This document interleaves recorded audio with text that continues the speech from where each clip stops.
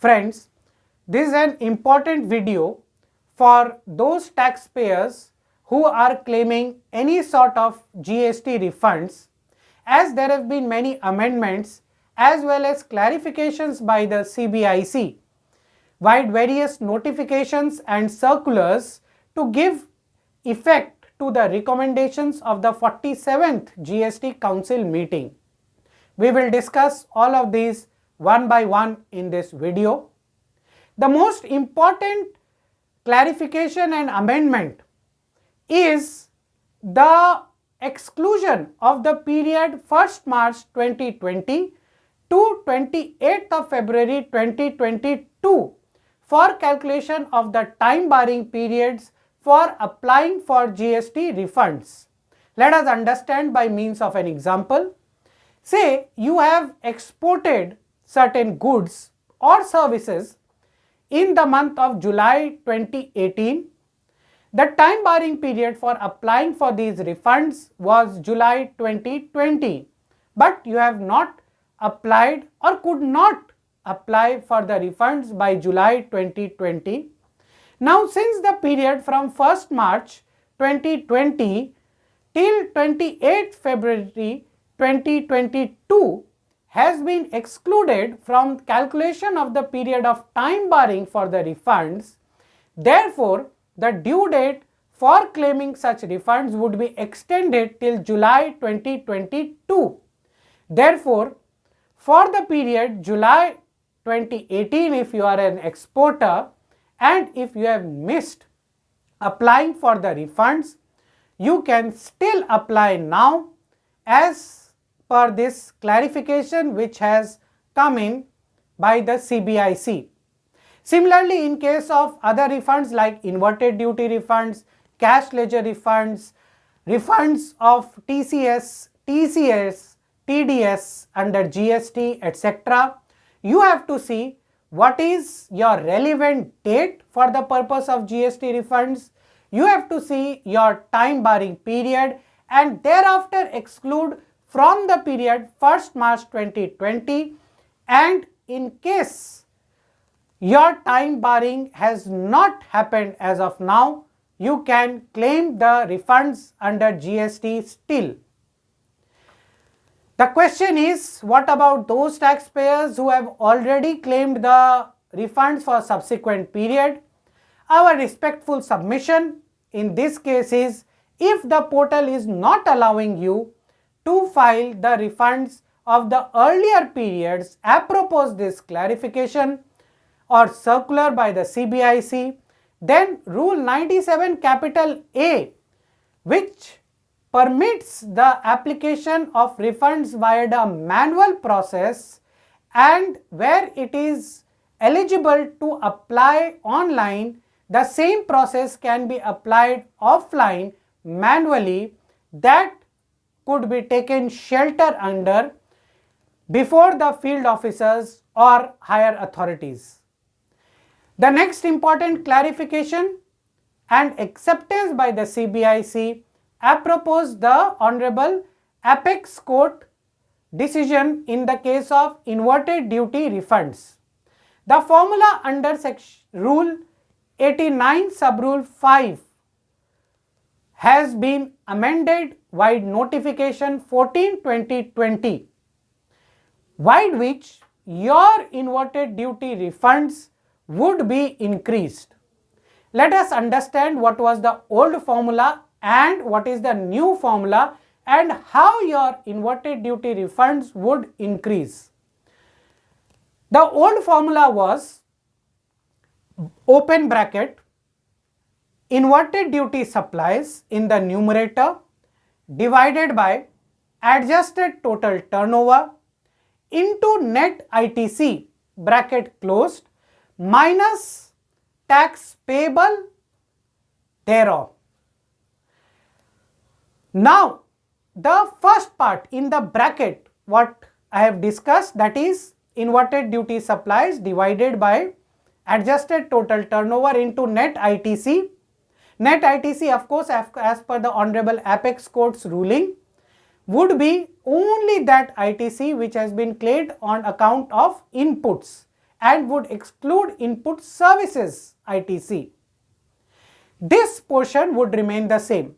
However, the tax payable portion that has undergone a change.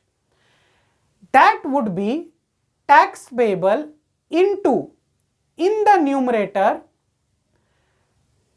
ITC availed on inputs divided by net ITC, right?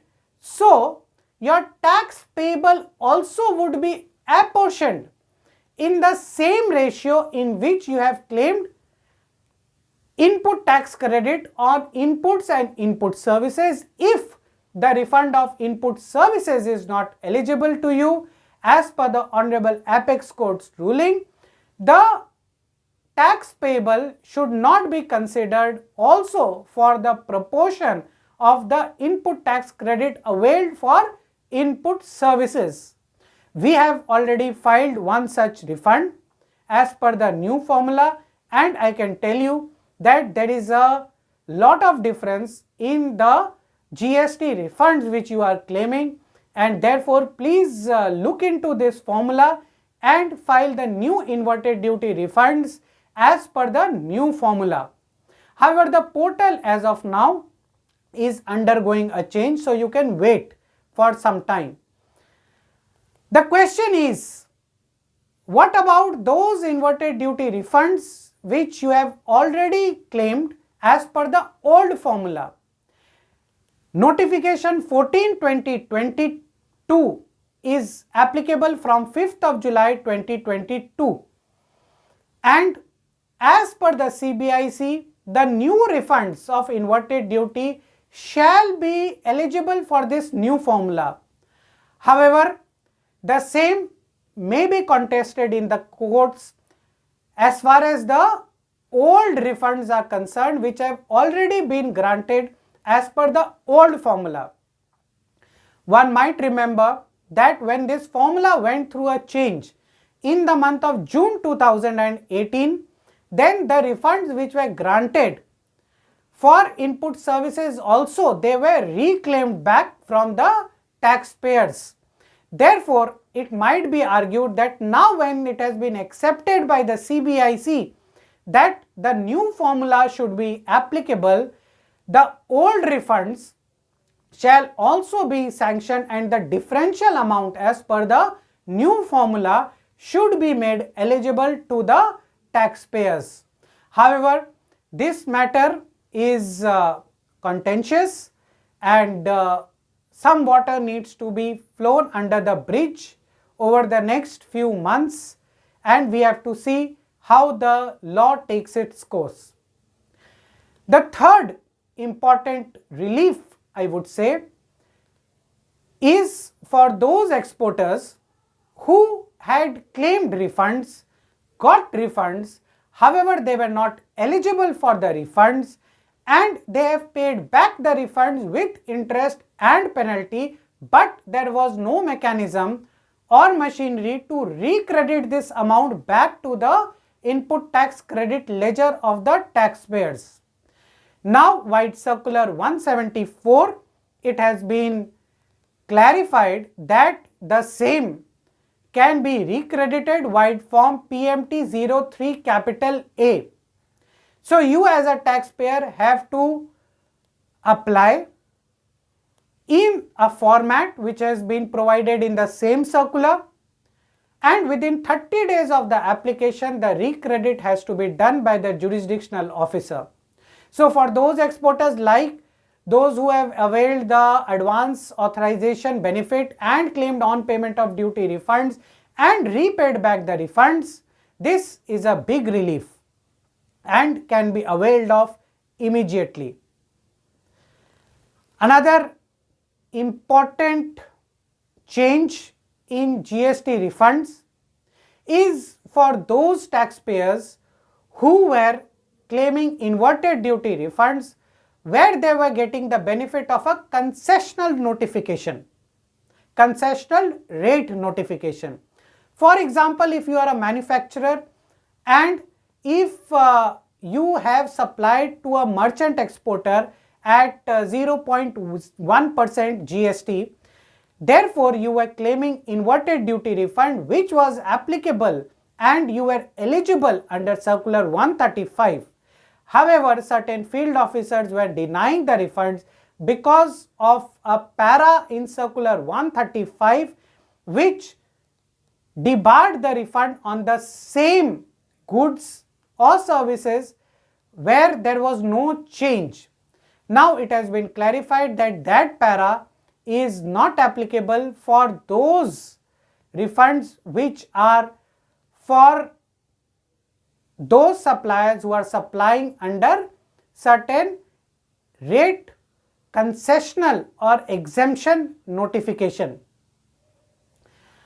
Another big relief for exporters who were tagged as risky exporters by the DGARM wing of the CBIC. We all know that where an exporter was tagged as risky exporters and you are applying online for on payment of duty refunds under GST, the refunds were denied, and until you were untagged as a risky exporters, the refunds were kept on hold. We all know that risky exporters tags was only untagged after the intervention of the high courts, and thereby these taxpayers liquidity was blocked under GST refunds until they were untagged as risky exporters. Now an automated mechanism has been put in place whereby your file would be transferred by way of an automated GST RFD1 which would flow to your jurisdictional officer, and on the basis of merits the jurisdictional officer would process your refunds even though you are continuing to be tagged as a risky exporter. While this is a big relief in the matter of GST refunds, yet there are many other hardships for those exporters who are tagged as risky exporters and they are at pains to get themselves untagged, like 100% of the cartons are opened at the ports, and therefore even after this relief, still the government needs to look at a way whereby these risky exporters tag can be untagged within a frame of time and as per the procedures set by the SOP by the CBIC and within the timeline set by the CBIC itself. For those recipients which were claiming refunds on deemed exports, it has been rightly clarified that the input tax credit is not a normal input tax credit and would not be subject to section 17 of the CGST Act. Those outlets in the immigration area, they were subject to a separate refund procedure under Rule 95 capital A, and they had to apply for refund in Form 10 capital B. This was a big task, and as a relief measure for these outlets which are in the immigration area and sell the goods or services, now they can claim refunds as a normal exporter of goods or services. So this is a relief for such outlets in the immigration area. We all know now in the immigration area there is a big market and there is a huge consumption of goods and services, and therefore it is a big relief for such huge consumers of goods and services. So friends, there are few more clarifications and amendments in the matter of GST refunds, but we have discussed the most critical aspects of GST refunds, which benefit can be taken by the taxpayers. Do keep liking this channel and pressing the bell button so that you can be notified in case of our new videos. We would be releasing one by one new videos on all the critical aspects and the changes in GST and income tax and DGFT, customs, etc. Do keep logging on this channel. Thank you for a patient hearing. Thank you very much.